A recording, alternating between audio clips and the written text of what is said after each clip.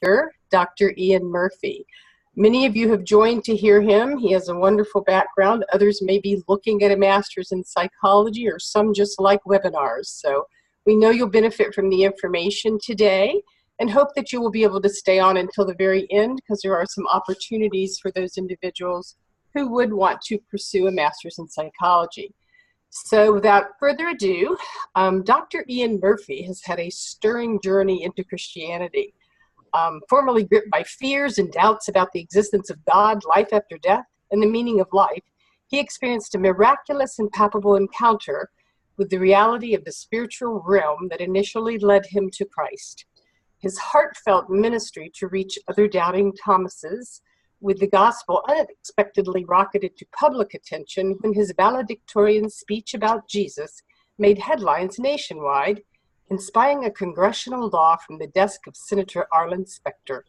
This momentum landed Ian into the position of head pastor at a Baptist church in Texas, where his ministry remained centered until his decision to enter the Catholic Church. Shifting career directions, Ian completed his PhD in theology at Duquesne University with a dissertation on the new evangelization. He became a professor of world religions and theology, while his ministry continued through regular appearances on the Familyland television network, as well as 3 seasons hosting his own radio broadcast on 105.FM out of Indiana, Pennsylvania.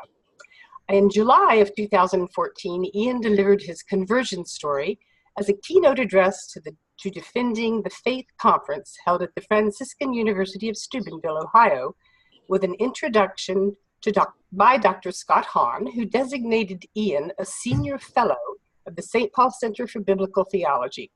In August of 2014, Ian co-hosted the 3rd annual Catholic Answers Conference in Glenwood, Minnesota, along with Patrick Coffin, the longtime host of Catholic Answers Live. Ian appeared on Marcus Grody's Guest on the Journey Home program, which aired on EWTN on February the 9th, 2015. He's also been featured on Sirius XM satellite radios, the Catholic Channel, and he recently appeared on the program Franciscan University Presents for the 2017 Lenten season. In addition to working as a full-time professor at Rosemont College, Ian has taught courses in world religions, comparative religious studies, church history, ethics, Christian spirituality, and biblical studies across a variety of universities, including Indiana University of Pennsylvania, Penn State, Duquesne, and he has authored several manuscripts pending publication, and he's already published both installments of a 2-part series about consecration. His personal testimony of Christ's conversion is in the editorial process, with a forthcoming publication by Ignatius Press. Ian currently resides in Goose Creek, South Carolina, with his wife, Rachel. He serves as a professor on faculty at Divine Mercy University, and he continues to travel around the country in his speaking ministry. I'm sure we will all enjoy his wisdom today, and again, thank you all for attending. Thank you so much, Michelle, and everyone who's here, friends and family here for moral support, my colleagues at DMU, and especially any prospective students. You are most welcome. Thanks for being here. Just to open with a quick word of prayer. Lord God, your people are here, and I ask simply that as words come out of my mouth, that they would hear directly from you what they need in their hearts. In Jesus' name, amen. St. Thomas Aquinas, pray for us. It is his feast day, and in honor of his feast day, I'm going to talk about therapeutic techniques from St. Thomas Aquinas. The thing is, as soon as you get into Thomas, you immediately run into a language barrier. The Summa, his 3-volume work on everything, is allegedly written in English, but I don't know if you've ever read it, you know it needs a translator. I ran into this when I first went overseas. It was a study abroad program, and one of the reasons I picked Ireland for my study overseas program in college was that they already spoke English, or so I thought. And then I got there and found out over and over again that I would say something that to me was completely innocent, but sounded filthy to the Irish people. So over and over again, it was open mouth, insert boot, love the leather, as I embarrassed myself across the year. At the grocery store, I was looking for ingredients for chocolate chip cookies in Ireland. I couldn't find anything at their grocery mart. So I asked the attendant for help. I said, can you help me find chocolate chips? He says, that's disgusting. I said, well, no, they're delicious. He said, what on earth would you need that for? I said, well, for my cookies. He said, Hawk, no, now you're just being sick. And the guy storms off. He's all offended. So I went after him. I said, hey, I didn't mean to offend you. I don't know what I said. He says, wait a minute. You're an American. I can hear it now. You sound like, you look like one of us. Just describe to me what it is you're looking for. We'll sort it out. I said, great. Now we're talking. I need little condensed pieces of sweet cocoa that are delicious. I said, yes, I know what chocolate is. Okay, great. And you put them in sugar discs that you dunk in your tea. He says, yes, you need baking chocolate for your biscuits. I'll have. Okay, thank you. Sir, a moment ago, what did I ask you for? He says, oh, you literally asked me for some chocolate-covered French fries for your prostitutes. And over again, this persists across the year. I'm at a Bible study when I announced, hey, could somebody give me a ride? And this woman, whoa, Hawk, no. This is a Bible study, young man. I don't think anybody's going to be giving you a ride. I said, no, I need to get home. Nobody's going to be taking you home here tonight. I needed to ask for a lift. Very different than a ride. Or over Easter, I met my host family. And I insulted their teenage daughter when I told her that she looked quite beautiful in her Easter gown. She runs into her room, slams the door. She's weeping on her bed. So I go to her mother. I said, what did I say this time? She says, you insulted me, daughter, just like you insulted me cooking last night. And what I said, it was quite delicious. Wait a minute. What does the word quite mean over here? She says, it means just a wee bit. Only somewhat. It means on a scale of 1 to 10, you called me daughter a 4. It means a little bit below par. I said, no, in America, the word quite means very. It means very. She says, oh, you liked me cooking? Let me go clear this up. And so while she was clearing it all up and fixing everything, I started going through my mental Rolodex of memories from across the semester of all the times I thought I was being given a compliment when I was actually being insulted. Young Murphy, your essay was quite good. All right, thanks, man. When really he was calling it a little bit below par. And this language barriers are a huge problem that can stop us from hearing from Aquinas, but he has so much to offer, so I want to translate it for us here today. And to start translating dense ideas that are actually not dense once they're translated, you realize they're powerful and awesome ideas. I like to let the little children lead the way. Nothing helps me understand a concept better than seeing it through a child's eyes. So I'm going to tell you about taking my niece Sorcia for ice cream back when she was like around 4 years old, and we're going to Baskin Robbins. And I said, hey, Sorcia, what flavor are you going to pick? There's like 31 flavors. Which one are you going to get when we get the ice cream? And she's in the back seat of the car when she does something that I still talk about to this day. She says, cookie dough monkey, chocolate chip mint monkey, fight. Now, all you see are her little eyes darting back and forth, and she's holding perfectly still, like an android processing the data. But I could picture it. I could see her allegorical, in the mood for cookie dough, ice cream gorilla, armed and ready for war, facing off against another monkey, the appetite for chocolate chip mint ice cream, and he's armed to the teeth, ready for battle. And the two of them go at it in glorious fighting like Hector and Achilles of old, until suddenly this peace washes over my niece and she says, chocolate chip mint monkey wins. I said, kid, do you realize what you just did? This is brilliant. You gave me accessible language to talk about our fleshly appetites, our internal movements, our passions, our drives, our moods, our emotions. They're like our inner monkeys. I found this so extraordinarily helpful. And every morning, I have a sleep monkey and a hungry monkey. And they do battle daily. And you know which one wins the battle depending on whether or not you see me at breakfast that day. This morning, nervous about the webinar monkey showed up and wreaked havoc with the other two. Or think about monkeys getting into coalitions with each other, like procrastination monkey and chocolate monkey. They make a fine team. This is really useful analogy to help us describe very human and daily situations. Maybe you've been in this one. You're in class. The teacher hands back the essays with the grades on them. And you look at your grade, and you got an A. Well, curious monkey wants to peek over at your neighbor and see what your friend got, and you notice she got a D. How do you feel about her getting a D? It's a complex question when you think about it, because you in your entirety, like body, soul, mind, and strength, all your domains considered, the whole person, yes, you have empathy for your friend. You know she's going to feel rotten about that grade. You can empathize with that. But your monkey loves it. I got an A on this. Oh, she got a D.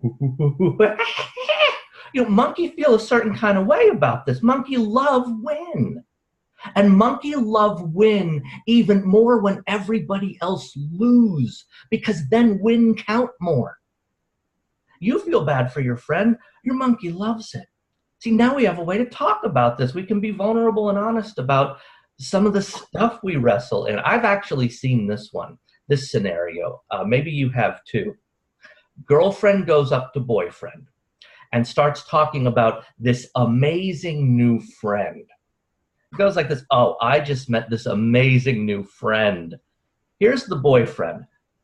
What's going on inside with his monkeys? I can't give off weakness. Insecurity is unattractive and will work against me in this, but I am really waiting for the use of a pronoun to confirm whether or not amazing new friend is in fact male and therefore a threat. Monkey scare. So this amazing new friend, oh, he was just use of the male pronoun he, moving to DEFCON 3, monkey of upset. Yeah, we pulled this study group. It was like we had studied all night. They spent the night together. Go on. Yeah, so I wouldn't have gotten an A without him. He's just so amazing. His name's D'Artagnan. He's from Spain. He's an exchange student, and oh, that accent. You've got to meet him just to hear the accent. Now, at this point in the exchange, the guy might like D'Artagnan just fine. His monkey wants to kill D'Artagnan. He just got a fresh new kill D'Artagnan monkey that he has to deal with now. I have an entire monkey dedicated to being annoyed by Ryan Seacrest. I don't know why. Maybe he's a great guy. I should probably pray for him. I like him just fine. It's my monkey who can't stand him. See what a useful analogy this is? Because sometimes I don't even feel like I'm just Ian. I feel more like I'm Ian and his 7 inner monkeys all vying to tell me what to do next in any given situation. I want more money. I'm hungry. No. What we need to do is to date an emotionally unstable girl. You see, in her insecurity, she'll be so afraid to lose you that she'll become whatever you want. You'll enjoy having the upper hand in the relationship, and you won't ever have to feel challenged. My wife is not an emotionally unstable girl, by the way. I just want to put that out there. This is what it's like. And I want money. I'm hungry. Me want cookie. No. What we need to do is watch The Hobbit with an emotionally unstable girl. We all have these interior movements. What Aquinas teaches us is that these internal movements, these appetites, these passions, these emotions, they are not the bad guy. And we can't do whatever they say. If we do whatever they tell us to do, then we're not living free. By definition, if you do whatever something else says, you're a slave to it. But we can't ignore them either. They're an integral part of us.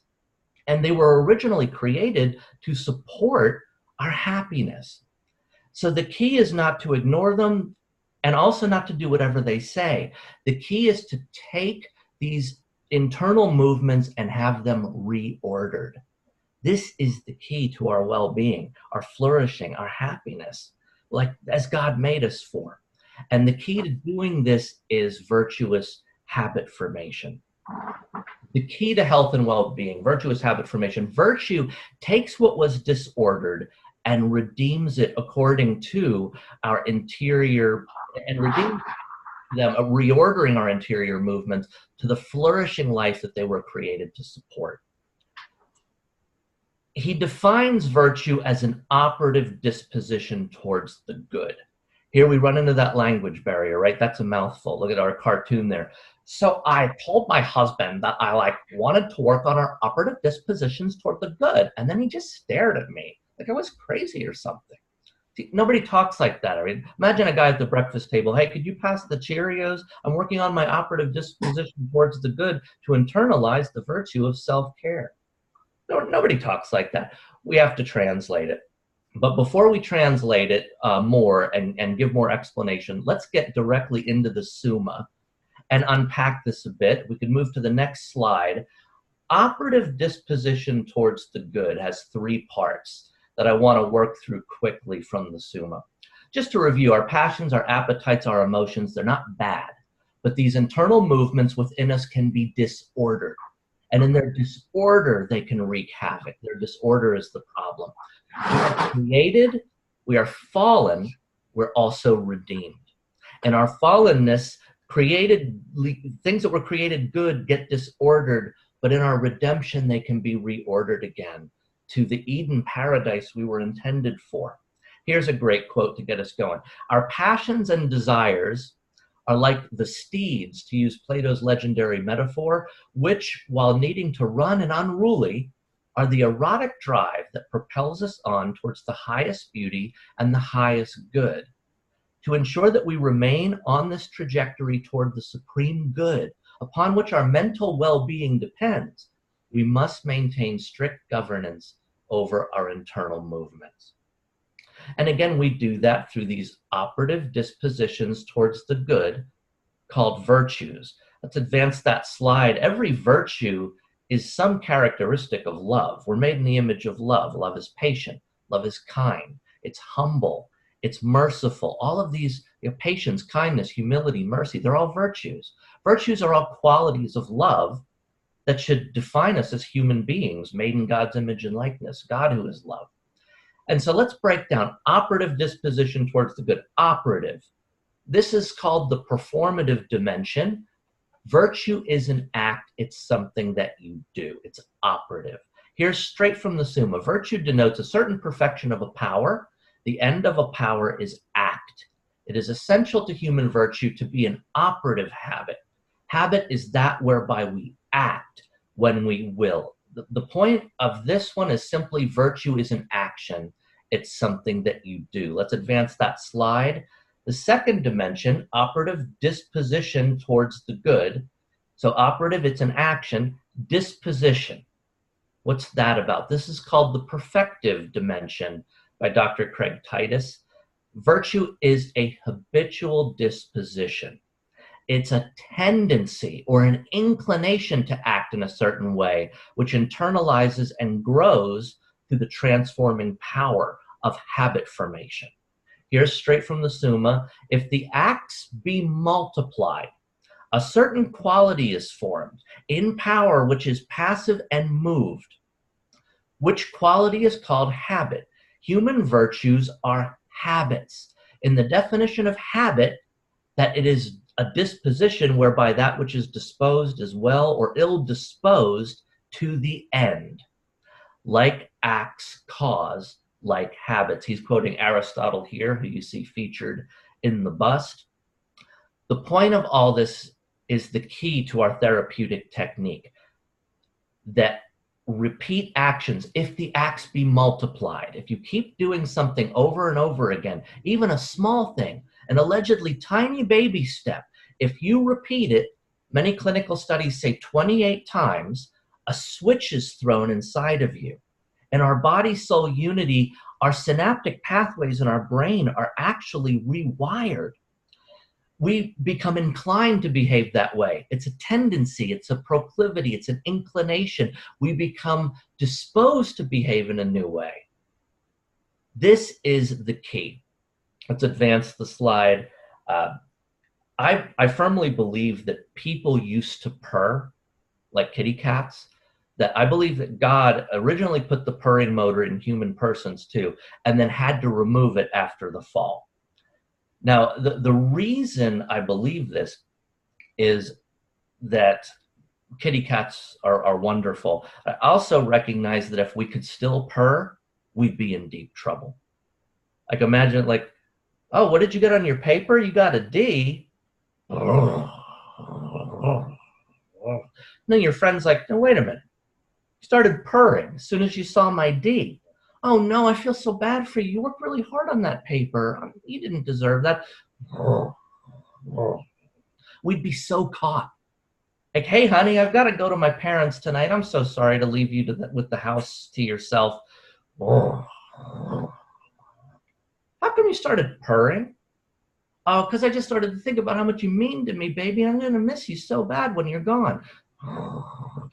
You didn't stop in here all day. You didn't start purring until you found out I was leaving.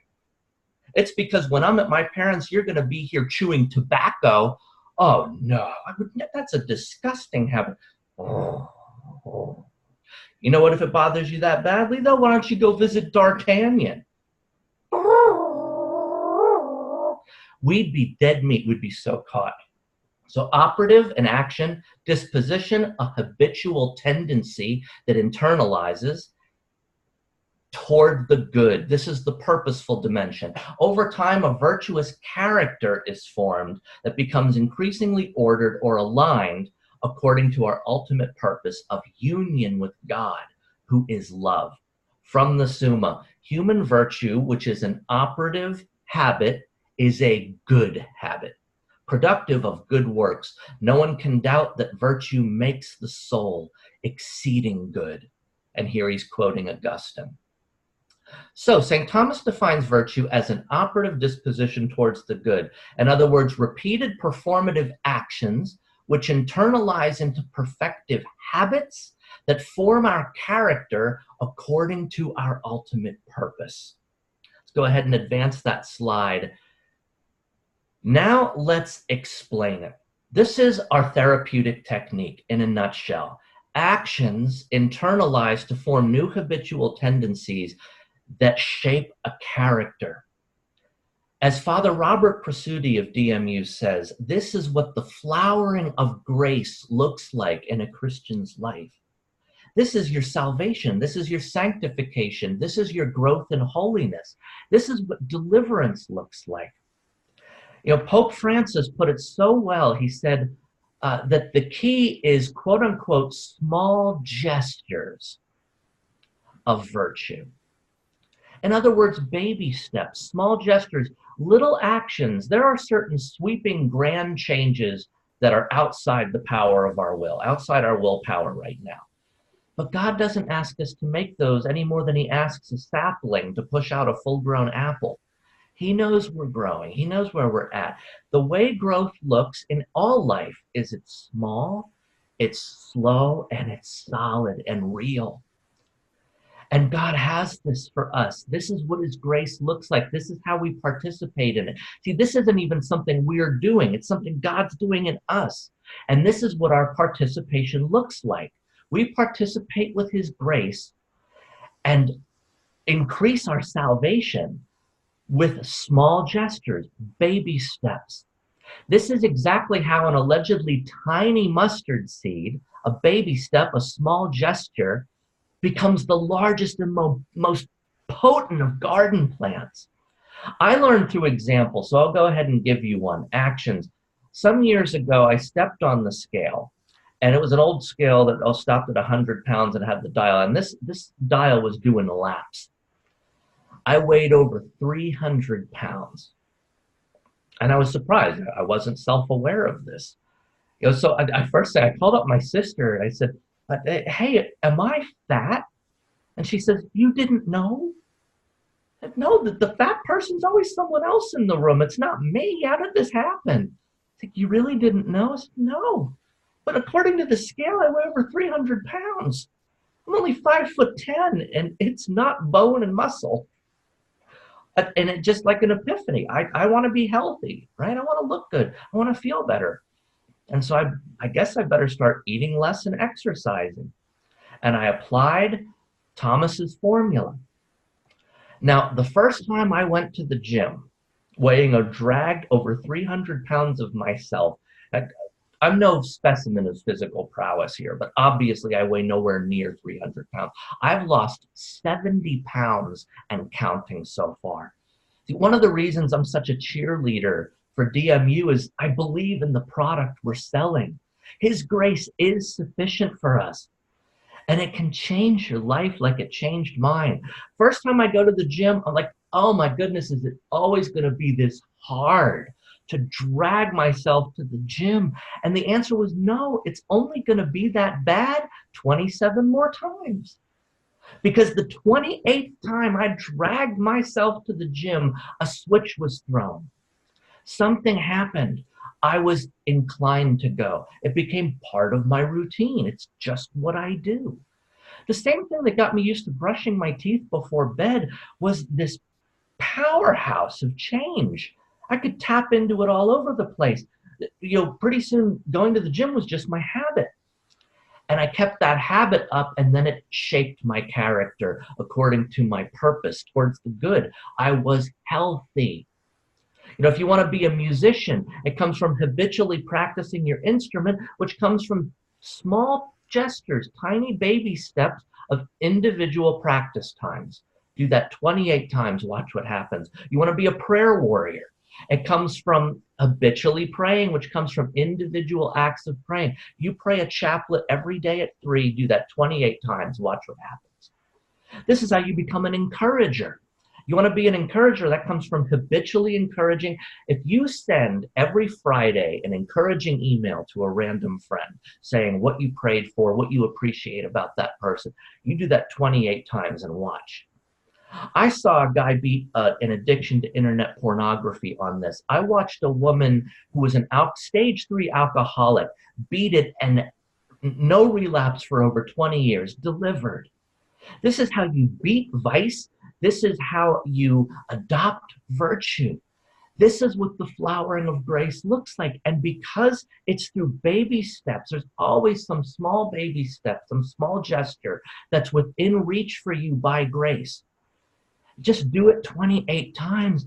I had a student come to me. I was his academic advisor. He said, but I just don't want to study. I said, yes, but what you think you want, has been shaped by you over time through repeat actions. That means you're not stuck this way. You study 28 times. If it doesn't work, you never have to see me again. I said, I accept the challenge. I'll do it.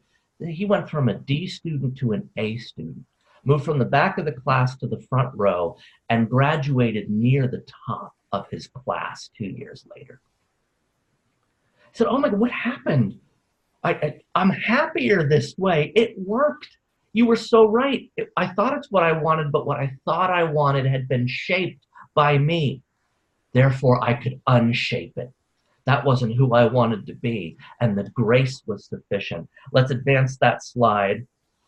It is all grace. It's all gift, and Thomas can't emphasize that enough. From the Summa, the apostle says, it is not of him that willeth, namely to will, nor of him that runneth, namely to run, but of God that showeth mercy. And Augustine says that without grace, men do nothing good when they either think or wish or love or act. It is all gift. This is what his grace looks like as we participate in it. Let's advance the slide to wrap up. Although not initially responsible for their emotions through formation, humans can develop enduring emotional dispositions ordered in accord with what is truly good for them. By using reason and will, the ethical level of this education of the emotions involves the moral virtues, temperance and courage, and their associated virtues and character strengths such as natural hope, initiative, patience, perseverance, integrity, modesty, and chastity. Let's advance that. Or as I put it, we don't do whatever our feelings, passions, and appetites tell us to do. In other words, we don't do whatever our inner monkeys say. But we don't ignore our feelings either. Rather, we appreciate our emotions as an integral part of us. We consult our emotions for illumination as we discern. And with a conscious receptivity to the Holy Spirit, we allow prudence to order our emotions. And we also allow emotion to wake up the powers of the soul whenever rationality and will grow cold and lose sight of their higher calling. This can happen too if this is how Pharisees, the types that Jesus spoke against, how that spirituality can happen is when our souls grow cold. And in that case, we need our emotions to wake them up. And we're a body-soul unity. We've got to look at all these domains together. So for reflection and prayer, there's no such thing as it's just one tiny little choice. Because of habit formation, it's not just one tiny little choice. What seed is being planted? Do you like the road you're on now? Looking out to where it leads, would you say that person, the one further down the trajectory you're on now, is the best version of yourself? There is a palpable need in our society today for people to live more fully human. Jesus Christ is after you. He is pursuing you. Please let him in. Let him show you the happiness he has for you, his plans to prosper you.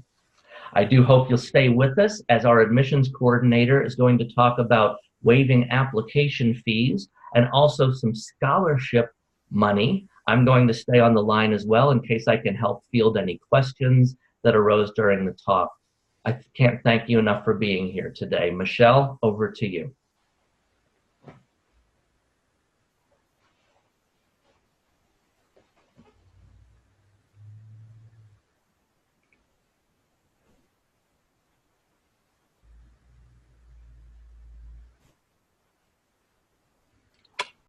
Can you all hear me now? Yes, I hear you, Michelle. Okay, there you go. All right, Michelle, and I was just wanting to make sure we looked at a question that someone just commented. Oh, you go right ahead. The question was, Dr. Murphy, did you come up with a drawn out plan for the weight loss, and would you use a concrete plan with the client in a counseling situation? Those are great questions. Thank you to whoever asked them. I wanted to draw up the plan. I wish I could patent common sense and could call it the Ian diet. Increased, I-A-N, increased athleticism and nutrition.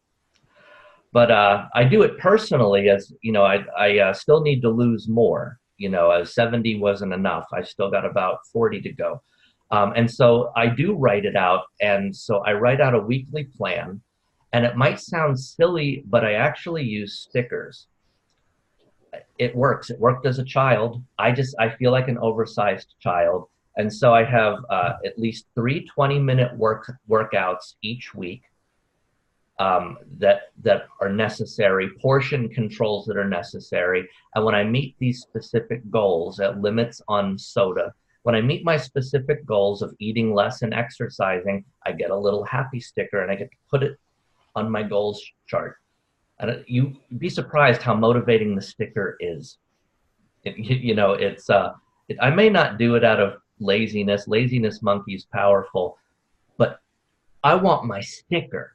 You know, I want my sticker monkey is powerful. And so, you know, whatever works for you, check marks. But yeah, writing out a plan and being accountable for it are great. Whether or not it comes up in a counseling session just depends on the area of counseling and what your client has given you permission to work on. But yes, in a lot of situations, you absolutely could help a client with a weight loss plan or any development of a virtue. You know, in my case, it was the virtue of self-care. But this is also how I quit smoking. I used to smoke 2.5 packs of cigarettes a day. And again, Thomas Aquinas' formula to the rescue. I've been clean for over 10 years. But thanks for that question. Were there any others that came in, Ebony? Wow, 2.5 packs of cigarettes. We'll give time for just one more question, and then we'll hold the rest of them to the end. The next question is, what is the difference between the natural virtues and the moral virtues? Oh, that's an excellent question, and I wish I had time to get into it. But if you come to Divine Mercy University and get a master's in psychology, we have a whole section on that in the class I teach, which is called PHT 508, Vocations and Virtues. But yes, there are different kinds. There's also theological virtues. There's infused virtue, which is just God puts it in us. And then there's also moral virtues, which regards our participation, because we have to participate with the grace. We have to allow it, as the image of God within us. It isn't static, it's dynamic. As we keep growing in Christ, God's image within us keeps growing, and we more and more reflect love as we're supposed to. So yeah, there's natural, there's supernatural, there's moral and theological, there's infused, and then there's our participation as we grow in what was infused in us. All those things come up. Virtue is an explosive topic, and everything I've ever learned about it is, it's just a treasure of life-changing good news.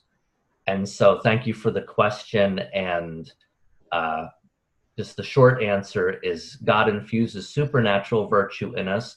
There's also natural moral work that we have to do, participating in the grace to increase in those virtues. All right, thank you so much, Dr. Murphy. And we will hold the rest of the questions to the end of the presentation. And I'm now going to introduce you to Michelle Drennan, who is our admissions counselor for the Master of Psychology program, which Dr. Murphy teaches 2 courses in that program. So if you like what he's had to say so far, please stay around and we'll be talking more about St. Thomas Aquinas. Well, thank you again, Dr. Murphy. It's kind of like being around you is when I'm with somebody and that I think I want what they're having. I want to feel like that. I want to project. So to get us started on the rest of this, and again, I hope you can stay on to the end, there's some questions that you ask yourself, I think, when you're looking at, do I want more education? Do I want to be more deep-spirited? And I think you have to say, are you passionate about what you're doing, or do you feel trapped? Do you like and have a passion to help others in need? Because I often find that common thread that runs between all of our students is people kind of naturally come to them. And could you use more critical thinking skills to elevate you to the next level? These are all great questions to ask if you are indeed looking at going further in your education.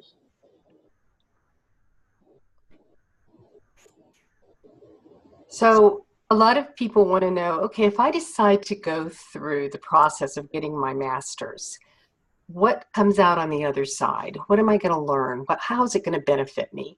Obviously, each of you can see these slides and read them, but I want to do some highlights of the actual students that I have in class and what they tell me. And a couple of them say that I already see leadership in my ability to be a husband, a wife in my church, with my children. I like to also go to number 6, understanding the potential effects of crisis situations, disasters, and other traumatic causing events. Unfortunately, my friends, there are a lot of those in the world. So I have a lot of teachers, HR executives, and obviously a lot of priests and deacons and people of the cloth that maybe didn't get what they needed as far as the tools in their toolbox to really understand how they can apply diversity principles in leadership, keeping in mind that we're informed by the Catholic Christian vision of the human person. It's one of the few degrees that one can take that is entirely online and helps them to understand some of the problems we have in the world today. So those are some of the highlights. In addition, I think it's important to understand that to have insight into problematic behaviors and psychological problems and mental disorders, you need the education to help yourselves and others to manage difficult situations, high stress environments. I love the topic that Dr. Ian said today, because it is habits. It's just like when I was a mom raising my children, and I still am, but they're quite grown. If somebody came and spent the night with us, it was understood that they had to go to church with us. And I think those kinds of habits really help some young people go forward. And it is indeed the psychological aspect of helping people change to the person that is the best person that they can be. So just to give you some aspects of some of the reviews about our Masters in Psychology, wanted you to know that we are part of Best College Reviews, Editor's Choice, Top Online Best Value Schools, especially because of our scholarships, online psychology degrees, big in College Choice, and gradschools.com, which is the #1 graduate school directory in the nation, because it's important to know about accreditation and reputation before you go forward in new education.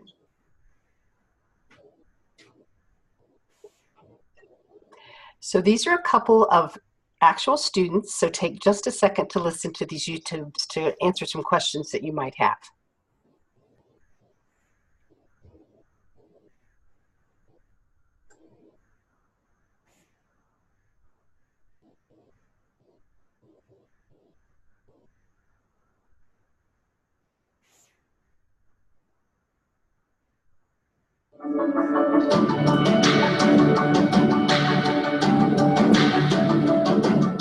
I had started a nonprofit with some friends, and I worked in case management. I saw a lot of psychology used in case management, and I felt that it was something that would strengthen what I could do to encourage the people that I work with. I would like to use it as a program to grow our little nonprofit. And I think that it will help me in hiring, and I think it will help me with our clientele, and to create new programs that are strengths and evidence-based. And I feel much more confident about that now.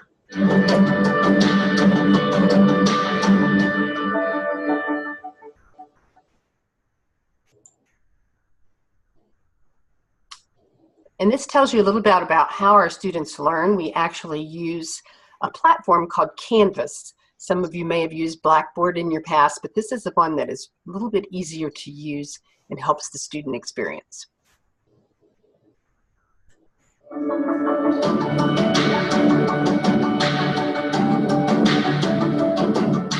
I enjoyed most about the online learning experience was really being able to connect to my classmates and professors really throughout the country. It allows me to continue to pursue other things, to live the flexible life that I need to live. Even though we were online, it didn't feel like we were online, so I really appreciate the beauty of this program. Being able to do work from the coffee shop, visiting someone in Florida, or with my family in New York has been a really cool gift.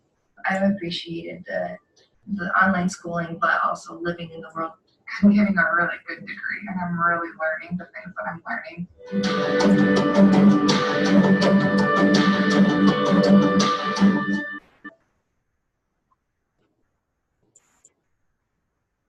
So we do that slide because there are individuals who come to us who have never really ever taken any courses online. And so sometimes there's a fear attached to that. But those that have, let me tell you how it's delivered. Our online master's, again, is the only degree that is offered 100% online. It's 36 semester credit hours of coursework, 30 credit hours in psychology, and then 6 in philosophy and theology. What is very unique about the way we deliver the degree is you're only studying one course for every 8-week term. So stop and think how very deeply you dig down into the subject matter and learn it inside and out, writing small papers and having the opportunity to have threads that you share with your individual students. I'm all about realistic expectations. So if someone makes a decision to come into our program, I talk to them, and as Ian said, I become a cheerleader, as do our instructors and the other students, because you're going to add a couple of hours to your life each day to be successful. And so you pair that part aside in your life, not having to be on the computer a specific time every day, but it's certainly the key to success. The other exciting thing is it's intense since you're going year round. However, you do have an entire month off in the summer and an entire month off around the Christmas holidays, like from the beginning of December, usually to the first part of January. It does take you 2 years and 4 months to graduate, but you're really only taking classes for 2 years. Very important to note that this specific degree is not a licensure track for aspiring mental health clinicians. We are educating working professionals from all backgrounds by giving them solid practical human tools needed in psychology. And I hear from students, priests, all walks of life, that each of the courses, each 8 weeks, they immediately are able to take what they learn and use it in their real life of whatever they do for a living, whether it be inside the church or outside in a lay position. So I think that's important to know. These are just basically the actual coursework that is included. Each of those courses take 8 weeks to complete. And when I do an interview with folks on the phone and we talk about, it's interesting how some of them just really jump out at people. And they say, oh, I'd really like to get my teeth into this. And as you can see, it's formulated in a way to accomplish very many of the things that Dr. Murphy talked about today. On the right-hand side are many of our professors. And I think it's interesting to note that most of our instructors have stayed with us since the very beginning. And I know a lot of time that's huge in someone selecting a master's program.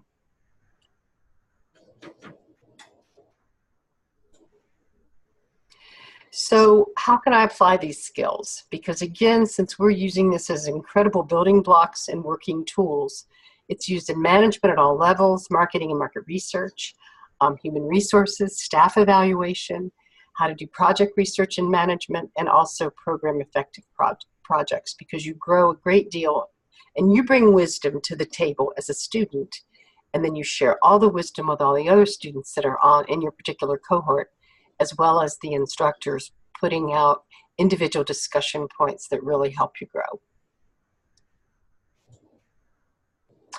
We do have a lot of individuals who are already priests or nuns or seminarians. The gentleman on the right is Father Charles, who is the president of our university. And it's important because I believe in our faith and in all faiths. It's important to keep growing so that you can guide your flock and also grow your flock. And so that's why so many individuals, especially those of religious foundations, say, I didn't learn these things in my degree, and so I need these tools to help those that I pastor.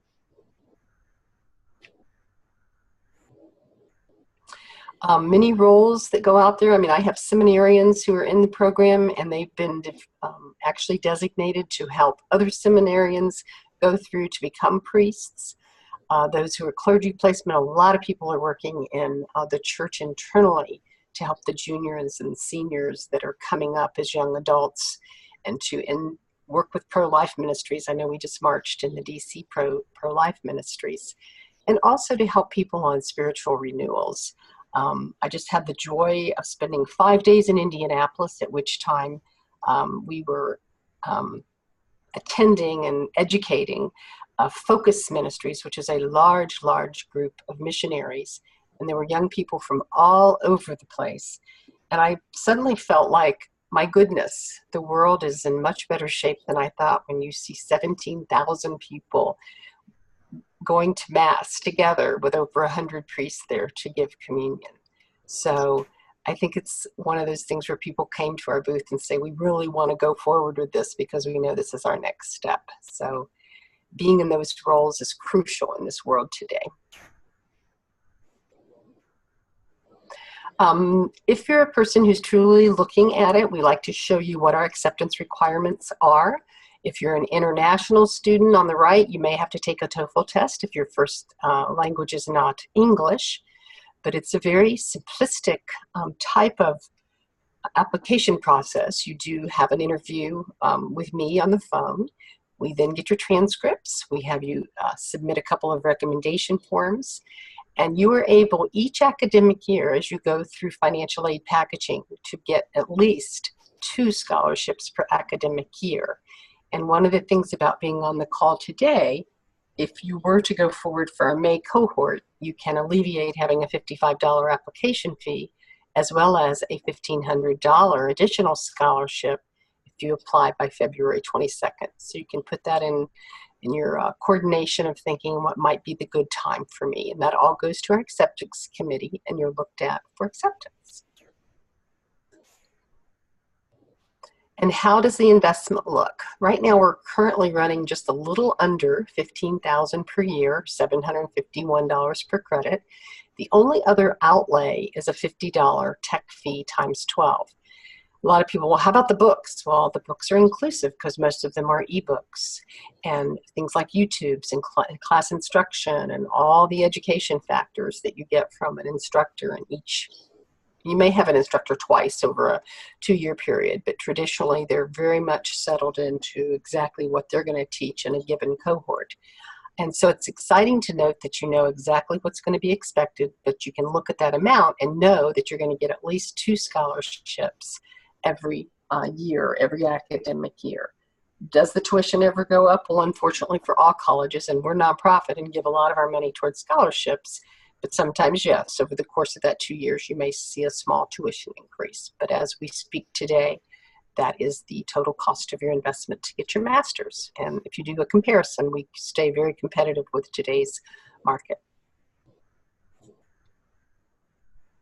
These are just an overview of a few of the scholarships for which you can apply. Everyone's situation is a little different, but once you go through the online application process, the next step is to sit down with one of our wonderful financial aid counselors who kind of guide you through the process to help you determine what scholarships you might be eligible for in a given academic year.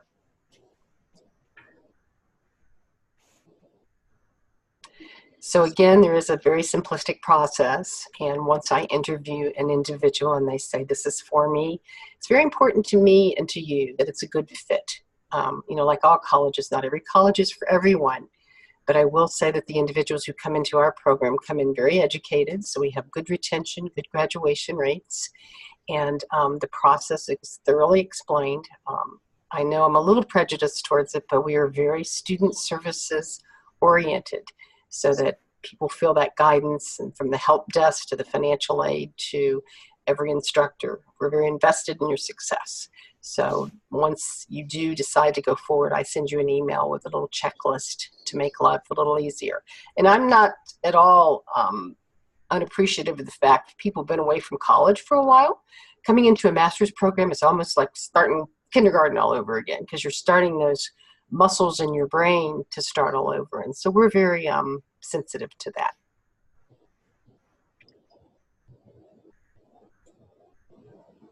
And that's me in introduction photogenically.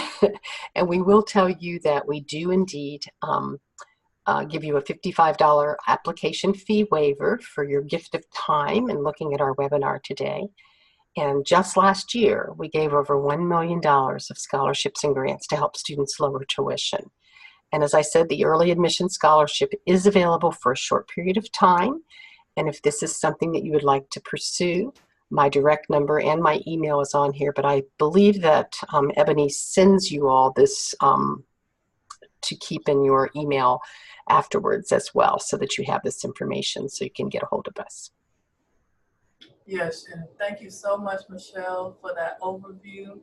And we did get a few questions asking if this would be sent out. Yes, the recording will be sent out later today. And just to give, we have a lot more questions that came in, and so we will answer a few of them, may not get to all of them. But the first question that we'll tackle for Dr. Murphy to answer is, for those who have graduate degrees already or purely an interest in applying Thomistic principles in their practice, can you provide a book or a journal article recommendations? Oh, that's a great question. If you're as fascinated by the power of virtue as I am, and you know that one of the things about virtues is they're all united. In fact, Aquinas says if you work on one virtue, you work on all of them, because they're all qualities of love in some way or another. So the difference between those supernatural virtues that are infused into us, faith, hope, and love, and natural moral virtues that we work on, like wisdom and self-control and courage and which one am I missing there? We got wisdom and justice. You know, it's all connected. This is all connected. But my favorite book for exploring the virtues is the one by Joseph Piper. It's his book on virtues, easy to Google. Couldn't recommend that enough.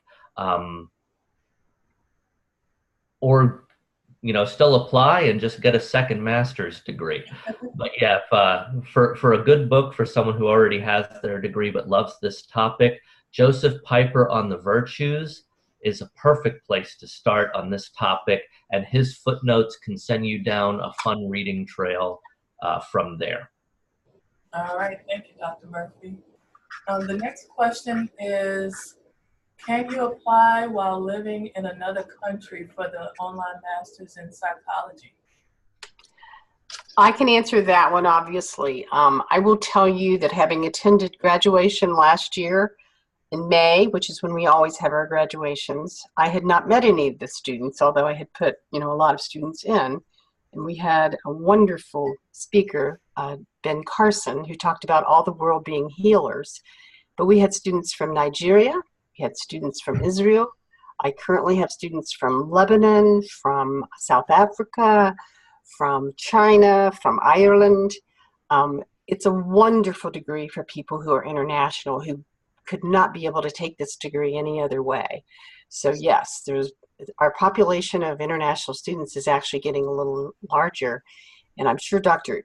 Murphy could speak to this as well. What a gift it is to be online with people from other countries, because you learn a really large global perspective about psychology and how it's used in third world countries and in places that may not be as blessed as some of the places we are here in the United States. So there's a real passion for helping in a lot of international countries.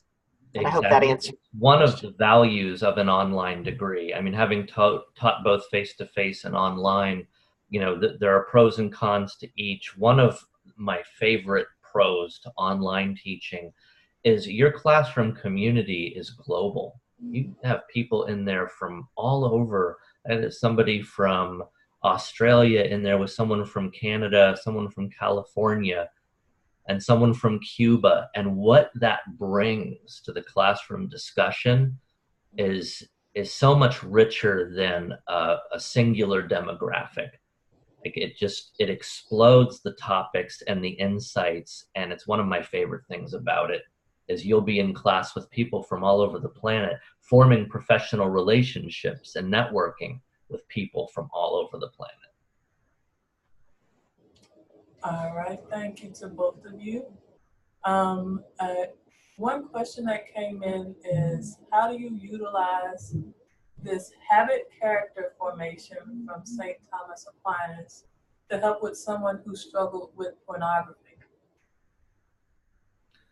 Excellent question. The experience I had counseling someone with that, it was as a pastoral counselor in this case. But what we did was set up a series of 28 no's, you know, at the time that the person would feel inclined or get the impulse or the temptation to get online and click, to say no, and to note that they said no that time. Now, intermittently between the 28 no's, there was stumbling, and that's completely to be expected. I mean, we grow slow, and it's messy, and God doesn't abandon us, and He'll forgive us 70 times 7. It's as Saint Teresa of Avila says, the only way to really lose this whole Christian salvation thing is to stop. You know, if you look up, get back up, and don't give up, then 70 times 7, there's no limits to the mercy of God. He'll just keep going with you, forgive you again. If you still want the relationship, there's no limit to that mercy. And so there'll be a lot of stumbling, but still, when you hit the 28th no, And in this case, the person said, I realized that one of my no's, and he came up with this himself, said, I had to cut the internet connection. I don't mean just unplug it from the wall. I knew if it was available right now, that my willpower couldn't resist. So I took scissors and he literally snipped his Ethernet cord so that it was no longer available in his house. And that quickly led to the next 15 no's because it simply wasn't there. And after 28, that seems to be quite a magic number for rewiring our neuroplastic brain and our emotions catching up with prudence's lead. So I hope maybe some of those insights were helpful, but it was I was just a guide in that case. The credit goes to the person I helped, especially for him realizing it can't be available and cutting the cord, literally. Wow, that's such a vivid, experience there. Speaking of virtue of prudence, and we'll only allow for 3 more questions now to allow for us to give you a break. We're actually having this webinar again at 3 p.m. So if anyone would like to, join live again, please feel free to send an email to the invitation that you received. But the next question is, are there any practical recommendations for growth in the virtue of prudence, making use of the Thomistic formula? Absolutely. In fact, I argue, and I want to write a paper on this, that CBTs, what the field of clinical psychology calls a cognitive behavioral therapies, changing our thinking, that CBTs are virtue formation in the virtue of prudence. They're synonyms. Virtue formation and the virtue of prudence is what a CBT is. It's changing our thinking patterns. As G.K. Chesterton put it, getting caught in a negative mental schema is like being stuck on a circular roundabout where you just never exit. And he says, eventually you have to get off at Gower Street. And it's just this great image that stuck with me. You have to exit the negative schema. And the way counselors train people in that is prudent thinking, accurate thinking. So if there's certain triggers that activate a negative schema, whether it's self-defeating or intemperate anger turning to rage or resentment, whatever the issue is where the wrong thinking is a barrier to flourishing, that whenever the trigger is hit, there are certain steps of step away, go to a room by yourself, stop. Just stop by itself is huge. Just that very simple stop. And allow some time, allow the emotions to simmer, and realize that the thinking is typically incoherent when this trigger is hit. And so that's what cognitive behavioral therapists work on. I think it's the clinical language for developing the virtue of wise thinking or prudence. And it's very powerful.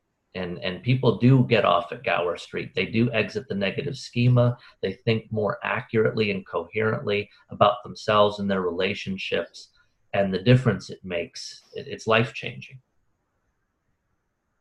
All right, thank you. And our last question that we'll be able to answer for today is from someone who said hello to you, Dr. Ian, Jillian. Oh, hello, Jillian. Thanks for coming. As how do you not beat yourself up when you don't meet those goals? And I'm assuming this is about diet and exercise. Oh, wow. What an excellent question. And Jillian, pass along my hello to all our other friends from West Virginia University in Morgantown. Hello and miss you guys. Great question. And it makes me want to add to a previous statement. I said, the way life grows is slow and it's solid and it's real. I want to add to that, it's slow and it's messy and it's solid and it's real. it is messy because we're fallen. It's a very slow and messy process that often involves a lot of stumbling between the 28 good movements that internalize a new tendency over time. There's going to be hiccups. That's to be expected.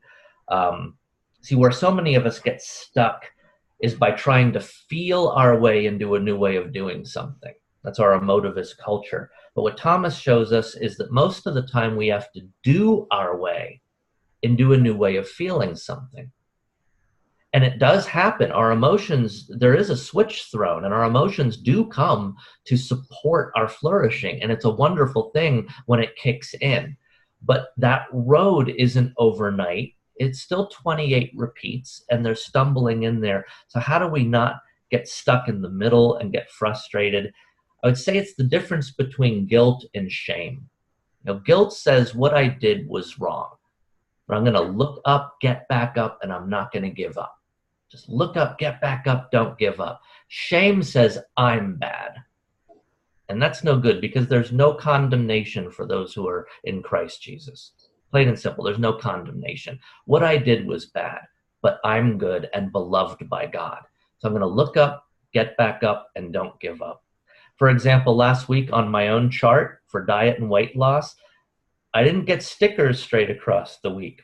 And on the times that I stumbled, I'm honest about the stumbling. On my portion control, there was a night, for example, it was like bratwurst night, and it was just so delicious and I couldn't resist. So I didn't get a sticker for portion control that night, but I wrote in on my chart to keep, be honest and vulnerable and have an accurate record. Knowing I'm forgiven, knowing I'm loved is what makes me able to be honest about my stumbling. And I wrote in lots of cheese and 2 pounds of German meat. And that's what's there instead of a smiley face sticker. And it keeps it fun. It keeps me able to laugh at myself. It also keeps it honest. But the point is, you're going to stumble. It's going to be messy. And a lot of what a counselor or any helping professional does is we accompany other people through their brokenness, because the journey isn't overnight. The point is, through those small gestures, those baby steps, it does work. The grace is sufficient. All right, and thank you so much. And to those of you that we weren't able to answer your questions about scholarships, about St. Thomas Aquinas, virtues, prudence, anything else, we do apologize, but time has come short, and we'll be sure to respond via email and follow up with you by telephone. Thank you all again. Thank you, Dr. Murphy and Michelle. We really appreciate you for being with us today. God bless you, everyone. Thank you. Thanks, everyone. God bless you. Thanks, Michelle. Thanks, Ebony. Thank you. Thank you.